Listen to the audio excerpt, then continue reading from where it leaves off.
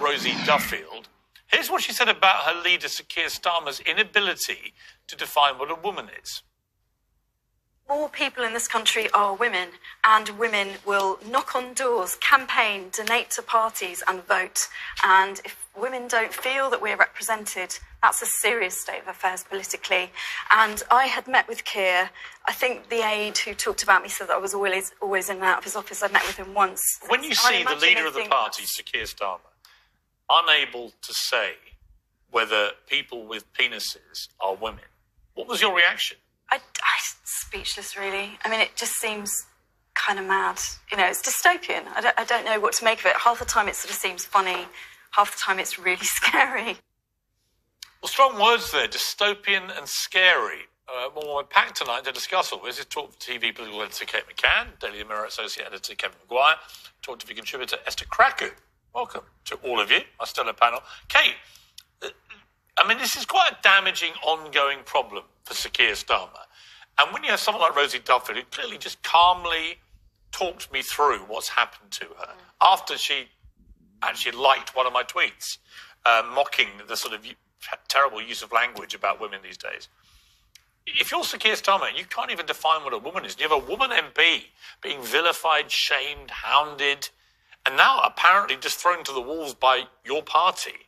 It's damaging, isn't it? It's really damaging. And what Rosie Duffield was saying to you about how there are a lot of men in the Labour Party, almost all of the jobs at the top, she listed them, are men. Not just that, but they're men from London. And the point she's making is that there are lots of women around the country who don't agree with that point of view and who will vote for the Labour Party. And her point about, you know, working class women are more likely to end up in some of these prisons where there are questions about who else is going to be in a prison with them.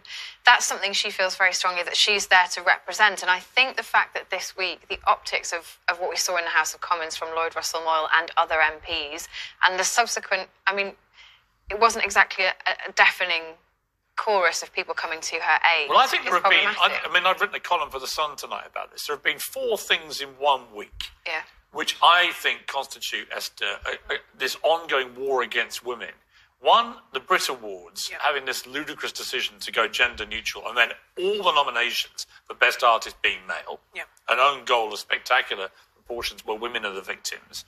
Then you have this shocking story of this transgender rapist, who actually was a man when he did the raping. Then when he goes to trial, suddenly identifies as a woman, and is now going to be transferred apparently to a woman's prison. Well, this person, I don't know what we legitimately call this person, because I'm not buying it. Well, his ex-wife has come out tonight in the Daily Mail online, and she was married to him, has no time for him at all, but says he's just pulling, well, this is all a sham, she says. It's a sham for attention, easier life in prison. When I saw photographs of him dressed as a woman, with a blonde wig and pink lycra leggings, I fell out of bed laughing. The trouble is, it's not actually funny, because he will now be this serial rapist put into a woman's prison where he will be around women he could potentially assault. Well, this is, and that's what Rosie Duffield was talking about in Parliament, safe spaces for women, when male Labour MPs hounded her. I mean, this is the real misogyny. And you notice how men don't have this problem. It's not men being shouted down. It's not men's spaces that are being invaded. It's not men being told that their categories need to go. It's not men that are questioning whether they're going to have trans men, you know, prisoners in their prisons. It's always women. And it's only women dealing with this. It's only women whose sports, you know, categories are being completely muddled now. And we are bearing the... Well, I was going to say, the other two things that have happened. One, you've got World Athletics saying they're not going to ban trans athletes from women's sport. Just want a reduction, again, in testosterone, which has no impact on body mass and so on. And then you have these horrific scenes up in Scotland where protesters were actually urging the decapitation of TERFs, who are basically any woman that stands up to the ultra-trans lobby in their demands for what actually constitutes, in my view, a new unfairness and inequality. But this is the patriarchy. This is the new form of the patriarchy that we're fighting against, because no one else has to deal with this. No one, I mean, the fact that, you know, Jess Phillips in the Commons didn't say anything, didn't actually publicly support her colleague, but she's done so much work with domestic violence victims that have happened to be women. It just shows how far this madness has gone. Kevin, what's wrong with Keir Starmer here? Why can't he just come out and support women? The Labour Party is supposed to be the progressive party that is pro-women's rights. We can all see there is an ongoing erosion, both in the way we talk about women, the use of the word woman itself, women's rights in sport, in the sporting arena, and so on. These are pretty well unarguable things that are going on. Why can't the leader of the Labour Party come out and defend even his own MP who's being hounded like this? I think he's going to have to, at some point, address the issue. Like in politics, any question, you can do three things. You can confront it, you can concede it, or you can change the conversation. And at the moment, he's always seemed to want to change the conversation because you have a conflict of rights. You have the rights of women, then you have the rights of trans people, particularly trans women, who say they were born essentially in the wrong bodies. That's what they say. You can't change your sex, but you can change your gender. I think it's quite, to me, if I was leading the party, I said it's quite straightforward. I want equality and fairness for trans people, unquestionably, but not if it actually infringes and damages existing women's rights. And I'd agree with every word of that. But I think Rosie was right. I think everyone I've met, every woman I've met, honestly, in the last 2 years, agrees with that. Yeah, but they will approach it differently. Now, Rosie Duffield doesn't speak for all women in Labour. Look, half the shadow cabinet, the top team, are women. More than half Labour MPs are women.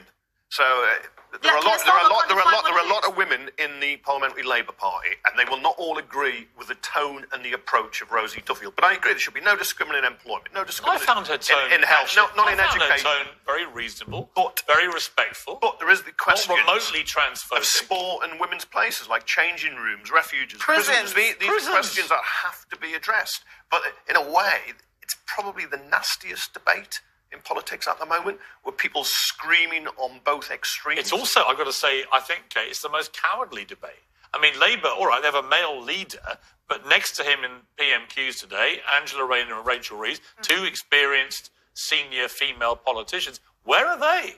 Honestly, they all talk about women's rights all the time. Here is one of their own women being abused by male colleagues in the House of Commons for standing up for safe spaces for women in a week when a multiple rapist is now being sent to a woman's prison after raping two women. For a month's segregation and because assessment. He puts his hand up and says, I'm transitioning. Because his ex-wife says he's just scamming everyone. He's been sent for a month in segregation for assessment. Why does he need to be assessed? Why is he going there at all? Why does he need to be assessed? He's a man. By the way, you're calling him he. Yeah, I just said him. I mean, the truth is, his ex-wife thinks the whole thing is a total scam. If he wishes to be addressed as there, I'll call him there. But because he's a rapist, the way he raped two women...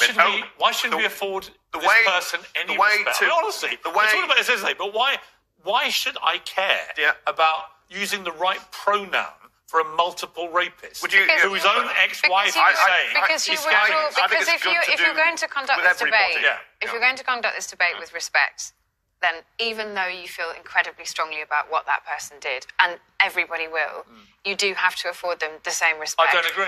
Well, Why should I because care? I think this is the problem. Because I think this is the problem with this debate, and this is where it gets very tricky. And to drag it back to the politics, I found it fascinating today that Keir Starmer, at a point when the Prime Minister is under incredible pressure, we were talking about Nadeem Zahawi quitting half an hour before we walked into PMQs, that the Labour leader decided to use his first three questions in PMQs to talk about Zara Alina, and he described the person who murdered her as a woman-hating thug.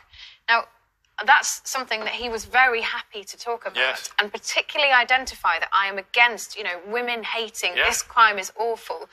And I think that's an indication that Labour does know it has a problem, but it doesn't yet know how to solve it. Because there's a lot of hatred being spewed about Rosie Duffield, who is standing up for women's safety, which is the very issue he led on in PMQs when he probably should have gone for Nadeem Zahawi. But if you're going to make your issue women's safety and women's rights, why are you throwing to the wolves one of your own MPs who has literally been terrorised and had death threats? Because I think for political parties, and maybe for lots of people watching this, it's a deeply uncomfortable and difficult issue, and people don't always know how they feel about it, and they don't always feel comfortable articulating it in case they get something wrong. Esther, part of the problem is I think there's a kind of terrorism that goes with this trans debate, where anyone who dares to challenge any of it gets immediately targeted in the most hateful way, whether it's J.K. Rowling, Rosie Duffield, me when I did my things.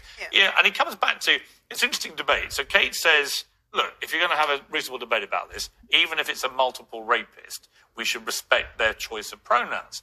To which my response is, I've just read this interview with this person's ex-wife who says this whole gender transition is a sham for attention and easier life in prison.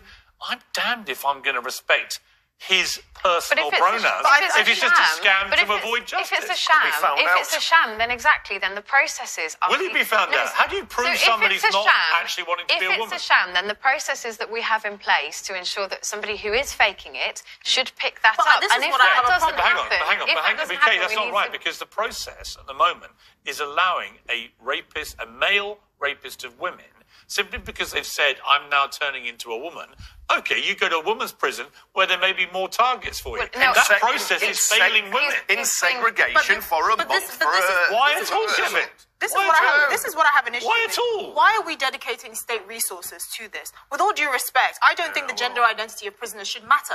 Yeah. Your crime is what you're being punished for. There are 2 prisons, male and female. Your gender identity doesn't come into this. Well, I got to say... That's your own business. Look, you have that separation, it does matter. I've got to say, I'm far more concerned about respect for Rosie Duffield, which she's not getting from her own party and leader, than I am about respecting personal pronouns for a multiple rapist. He can, frankly, swing for it. Anyway, we'll come back with something a little lighter